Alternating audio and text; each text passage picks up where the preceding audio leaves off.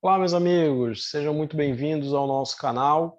Hoje nós teremos a nossa aula 3 de remédios constitucionais. Estamos com uma série aqui de aulas sobre remédios constitucionais e a gente vai falar hoje sobre mandado de segurança. Aqui no nosso canal você tem as outras aulas, né? As duas primeiras aulas, a gente falou já de habeas corpus e de habeas data, e hoje a gente vai dar continuidade falando de mandado de segurança. Caso você não me conheça, eu sou o professor Bruno Mendes, sou coordenador aqui do curso à prova, sou professor de Direito Constitucional, Direito Administrativo, Direito Tributário, e constantemente nós estamos trazendo aqui conteúdo gratuito, de qualidade, para ajudar você nos seus estudos, na sua aprovação. Tá bom? Então vamos lá, sem mais perda de tempo, vamos falar de mandado de segurança. A gente tem um material nessa aula, eu vou compartilhar com você aqui a tela, para que você possa visualizar de uma maneira mais clara e mais tranquila aí a questão dos remédios constitucionais, tá bom? Tá aparecendo aqui do ladinho também a minha imagem para que você possa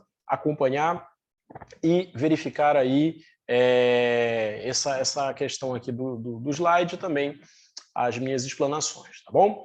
A gente vai falar hoje sobre mandado de segurança, e o mandado de segurança é um remédio muito importante, um dos mais utilizados, exatamente porque o mandado de segurança, além de ter uma utilidade prática muito grande, ele cai com muita frequência nas provas, nos exames Brasil afora, né? E esse mandado de segurança ele tem uma previsão no artigo 5º, inciso 69 da Constituição, e também tem uma previsão no inciso 70.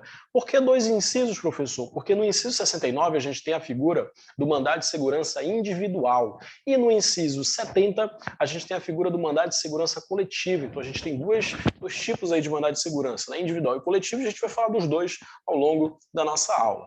Tanto o mandado de segurança individual quanto o mandado de segurança coletivo, eles são regulamentados pela lei de número 12.016 de 2009. Então você tem aqui um remédio que é previsto constitucionalmente, previsto no artigo 5º, só que ele é regulamentado por uma legislação específica, que é a lei 12.016 de 2009. Para quem vai fazer provas onde o mandado de segurança vai ser cobrado, é importante também conhecer essa legislação. No inciso 69, ele vai dizer para a gente que o mandado de segurança ele serve para proteger direito líquido e certo. Então está aqui o objeto principal do mandado de segurança, direito líquido e certo, e esse direito líquido e certo ele é não amparado por habeas corpus ou habeas data. Aqui a gente tem um caráter residual que a gente vai falar um pouquinho mais à frente. E esse direito líquido e certo, ele é violado, né, por uma razão de ilegalidade ou abuso de poder, que é praticado ou por uma autoridade pública ou por um agente de uma pessoa jurídica no exercício de atribuições do poder público, né? Então, olha só, que interessante aqui. Mandado de segurança serve para proteger direito líquido e certo. Mas, afinal, o que é esse direito líquido e certo? Que história é esse direito líquido e certo? Uma vez um aluno disse numa sala de aula que um direito líquido e certo seria o direito que não era gasoso, né? Porque ele lembrou líquido, sólido e gasoso, né? Foi uma brincadeira um pouco sem graça desse aluno na hora da aula, né? Mas enfim, voltando aqui, o que é direito líquido e certo? Direito líquido e certo é direito que se revela claro, é direito evidente, é direito manifesto. É aquela situação onde o juiz analisa o caso que foi levado até ele e ele já consegue, né, de antemão verificar se existe ou não direito a ser protegido naquela situação. Então a gente pode imaginar aí algumas situações. Por exemplo, a pessoa que é aprovada num concurso público dentro do número de vagas e essa pessoa, por alguma razão, ela não é chamada, ela é preterida na sua convocação, ela tem ali uma violação a um direito líquido e certo. Então, o direito líquido e certo é direito claro, é direito evidente, é direito que se comprova mediante prova pré-constituída, ou seja, quando o impetrante ele leva, né, esse caso até um órgão do Poder Judiciário, ele já consegue trazer todas as provas do direito líquido e certo que ele alega ter sido violado, né? Esse direito líquido e certo ele é violado ou ameaçado de sofrer uma violação em razão de uma ilegalidade ou abuso de poder, né? E aí essa ilegalidade ou abuso de poder pode ser praticado ou por uma autoridade pública ou por uma autoridade particular no exercício de funções públicas. Aí você vai perguntar, mas como assim uma autoridade particular no exercício de funções públicas? Eu vou te dar um exemplo, uma concessionária de serviço público. Uma concessionária de serviço público, ela pode se enquadrar exatamente aqui nessa situação, ou um agente, né, de uma concessionária de serviço público poderia se enquadrar aqui como uma autoridade coatora, o responsável pela violação ao direito líquido e certo. Mandado de segurança tem prazo decadencial de 120 dias. que significa dizer que eu tenho um prazo decadencial? Significa dizer que se a ação não for ajuizada dentro daquele prazo estabelecido, simplesmente o impetrante ele perde aquele direito líquido e certo, decai ou caduca o direito líquido e certo que ele alega ter sido violado. Por isso que ela é uma ação com rito mais célere, né? Tem uma certa urgência aí no mandado de segurança, exatamente por conta aí desse prazo mais curto, esse prazo mais exíguo aí de 120 dias. E quando é que começa a contagem desses 120 dias? Inicia no momento em que o interessado toma ciência, no momento em que ele toma conhecimento de que houve uma violação a um direito líquido e certo. Então o interessado tomou conhecimento de que houve violação, começou ali naquele momento a contagem do prazo de 120 dias. Detalhe importante é que o mandado de segurança ele pode ser utilizado tanto por pessoas físicas quanto por pessoas jurídicas. Então significa dizer que o impetrante, né, que teve o seu direito líquido e certo violado, pode ser, num caso concreto, tanto uma pessoa física, uma pessoa natural, quanto uma pessoa jurídica. Tá? Esse mandado de segurança ele tem uma prova pré-constituída. O que significa dizer que nós temos uma prova pré-constituída? Significa dizer que o acervo probatório ele não é produzido dentro do processo. Eu não tenho uma fase dentro do processo, uma instrução probatória para produzir provas, para juntar documentos, para realizar perícias. Não, na verdade a prova ela já é trazida no momento do ajuizamento da ação.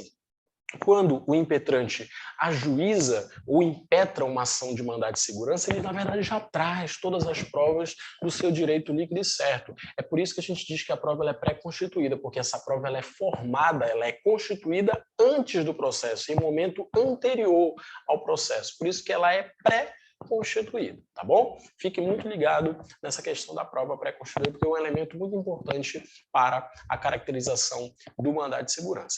Eu falei para você também que existe aqui uma natureza residual no mandado de segurança. E essa natureza residual, exatamente pelo fato de que o mandado de segurança ele vai ser utilizado para proteger um direito que não é amparado, nem por habeas corpus e nem por habeas data. Então significa dizer o quê? Diante de uma violação, eu preciso tentar detectar se aquilo pode ser protegido por habeas corpus ou por habeas data. Cheguei à conclusão de que não é liberdade de locomoção, portanto não cabe habeas corpus. E também não é conhecimento de informações ou retificação de dados pessoais. Não cabe habeas data, caberia aí o mandado de segurança. É nesse ponto que reside o caráter residual do mandado de segurança, tá bom?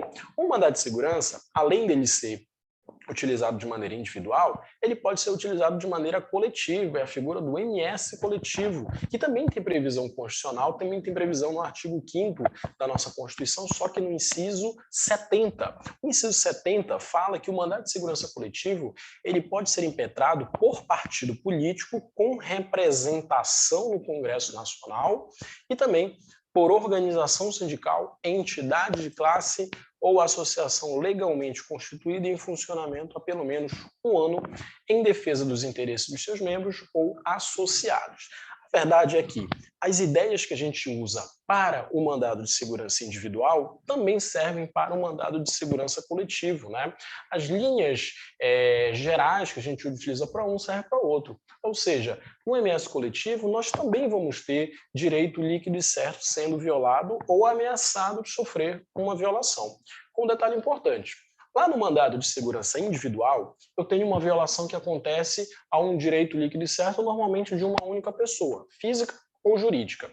Aqui, no mandado de segurança coletivo, eu vou ter uma violação a uma coletividade, a um grupo de pessoas. Várias pessoas serão lesadas, serão violadas nos seus direitos líquidos e certos. Então, eu tenho uma primeira diferença aí, muito significativa entre o MS individual e o MS coletivo, que é o objeto. O objeto do mandado de segurança coletivo ele é muito mais amplo, ele pertence a uma coletividade. Eu também vou ter aqui no mandado de segurança coletivo um ato legal ou um ato abusivo que foi praticado ou por uma autoridade pública ou por uma autoridade particular no exercício de atribuições do poder público. Também vou ter aqui prazo decadencial de 120 dias. Lembrando que esse prazo decadencial ele começa a contar do momento em que o interessado toma ciência de que houve uma violação a um direito líquido e certo seu. No caso aqui, a entidade, o grupo de legitimados, né, vai tomar conhecimento de que houve uma violação a um direito líquido e certo, vai começar ali a contagem dos 120 dias. A primeira diferença considerável que a gente viu é a questão do objeto. Aqui eu tenho uma coletividade sendo violada os seus direitos líquidos e certos. Mas nós temos uma diferença significativa também, que é a questão dos legitimados ativos, né? Então a gente tem aqui primeiro a coletividade, é a primeira diferença muito significativa, né? Direitos coletivos, líquidos e certos, né? E nós temos também os legitimados ativos. Olha só, quando a gente fala de legitimados ativos numa relação processual, significa aqui aqueles que podem ajuizar, aqueles que podem impetrar uma determinada ação. Neste caso aqui, como é uma ação que visa proteger direitos de uma coletividade, os legitimados também devem ser entidades coletivas. E aí, voltando para a previsão constitucional, ele diz primeiro que pode ser um partido político, e aí é um partido político com representação no Congresso Nacional. Olha só o detalhe importante aqui. O Congresso Nacional é formado por duas casas legislativas. Quais são essas duas casas legislativas? Câmara dos Deputados e Senado Federal. Quando a Constituição fala para a gente que esse partido político deve estar representado no Congresso Nacional, significa dizer que esse partido político deve ter pelo menos um representante, ou na Câmara ou no Senado. Olha só, isso é muito importante para efeito de provas. Não é preciso que o partido político esteja representado nas duas casas legislativas. Basta que ele esteja representado em pelo menos uma das casas para que já fique configurado a representação do partido no Congresso Nacional.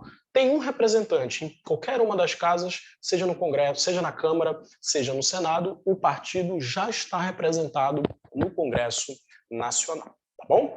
Os outros legitimados são organização sindical, e aí pode ser um sindicato, pode ser uma federação, pode ser uma confederação, uma entidade de classe, que é uma entidade que representa uma determinada categoria profissional, e a gente tem também as associações. Só que olha só o detalhe importante. Em relação às associações, predomina o entendimento doutrinário e jurisprudencial de que elas devem estar constituídas em funcionamento há pelo menos um ano. E aí alguém pode dizer, mas como assim, professor? Está muito claro, o texto constitucional fala desse um ano.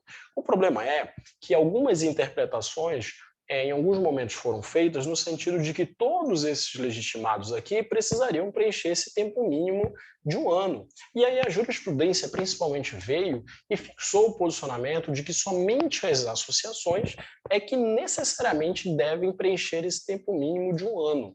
Por que somente as associações é que devem preencher esse tempo mínimo de um ano? Porque a ideia aqui é que um tempo de um ano é um tempo razoável para verificar se essas associações elas realmente estão funcionando com um caráter lícito e buscando defender os interesses dos seus membros, dos seus filiados.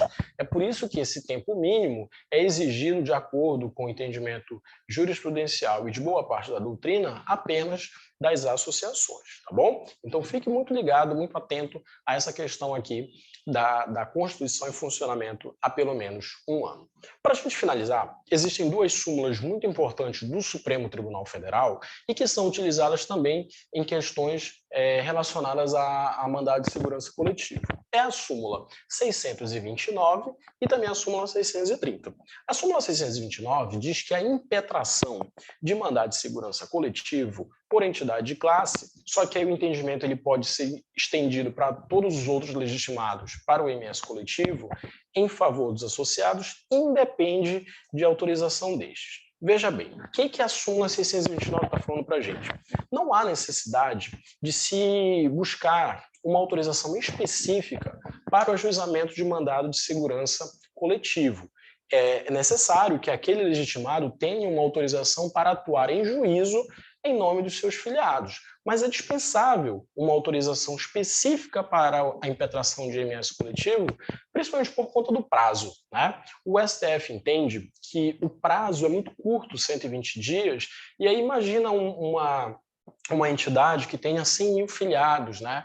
Se fosse buscar aí a autorização de 100 mil pessoas para poder impetrar um MS coletivo, poderia fluir o prazo e o direito não conseguir ser protegido. Esse é o entendimento fixado pelo STF na súmula 629.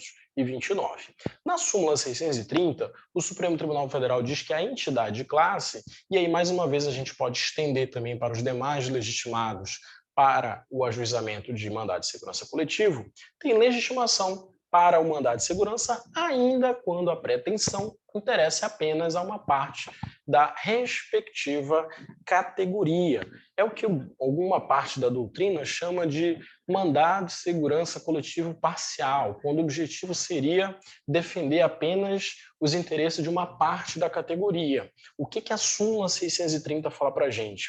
Diante de uma situação de violação a uma coletividade, não é necessário que a violação tenha ocorrido a todos os membros daquela entidade. Vamos imaginar aí uma entidade de classe, né? Não precisa que todos os profissionais daquela categoria tenham sido lesados nos seus direitos líquidos e certos.